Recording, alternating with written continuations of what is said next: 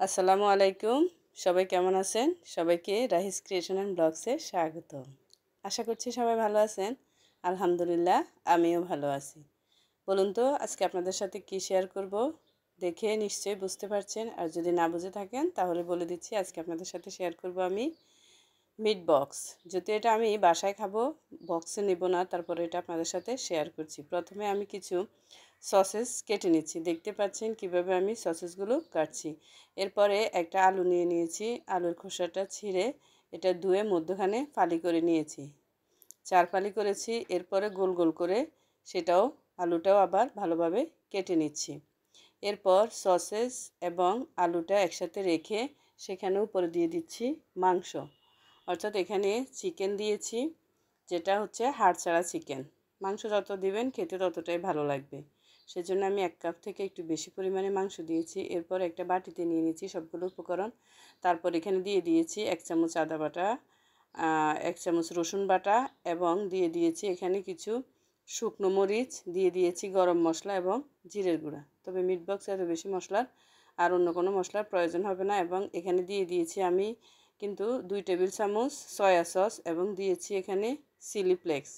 জাল হলে খেতে ভালো লাগবে। এরপর এটা একটু মেখে আমি আধা ঘন্টার জন্য রেখে দিয়েছি। আধা ঘন্টা পরে দেখতে পেয়েছেন এটা খুলে এখানে দিয়ে দিয়েছি আমি 3 টেবিল চামচ কর্নফ্লাওয়ার, এবং সাথে দিয়ে দিয়েছি 1 টেবিল চামচ ময়দা।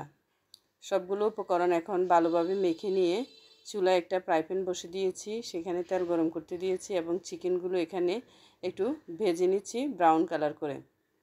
চিকেনগুলো কিন্তু একটু মচমচে ভাজতে হবে, তবে চুলার আঁচ দিতে হবে মিডিয়াম টু লো। হাই হিটে দিলে কালার চলে আসবে, কিন্তু চিকেনটা সিদ্ধ হবে না, তাহলে খেতেও কিন্তু ভালো লাগবে না। দেখতেই পাচ্ছেন কীরকম কালার করে আমি চিকেনগুলো ভেজে নিয়েছি। আপনারাও চেষ্টা করবেন এরকম কালার করে চিকেনগুলো ভেজে নিতে। এরপর ওই একই তেলে চিকেনগুলো উঠে নিয়ে আমি এখানে যে সসেজ এবং আলুটাও চিকেনের সাথে মেখেছিলাম, সেই সসেজ এবং আলুটাও এখানে ব্রাউন কালার করে ভেজে নেব। কারণ ভাজাটা যদি ভালো হয় তাহলে মিট বক্সটা খেতেও ভালো লাগবে। আমার রান্না যদি আপনাদের ভালো লাগে প্লিজ আমার চ্যানেলটা সাবস্ক্রাইব করবেন, এবং ফেসবুক থেকে দেখে থাকলে একটা ফলো, লাইক এবং শেয়ার দিয়ে রাখবেন, এবং অবশ্যই বাসায় একবার হলো এই মিট বক্সটা বানিয়ে খাবেন। এখন আমার সসেজ এবং আলুও ভাজা হয়ে গিয়েছে। একটা প্লেটে আমি তুলে নিয়েছি।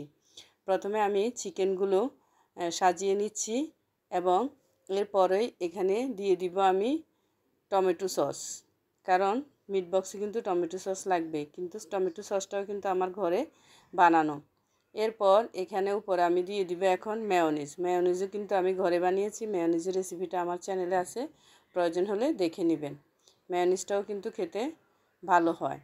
এরপর আমি আবারও সেখানে সসেজ এবং আলু দিয়েছি, চিকেন দিয়েছি, দিয়ে আবারও এখানে টমেটো সস এবং